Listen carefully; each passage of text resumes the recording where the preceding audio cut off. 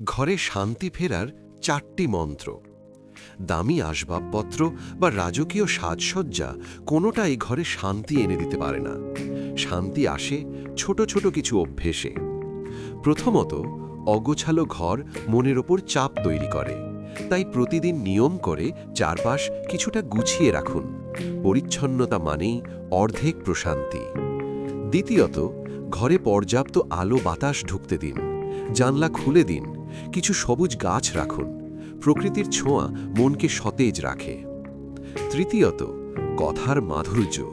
অহেতুক তর্ক বা চিৎকার এড়িয়ে চলুন।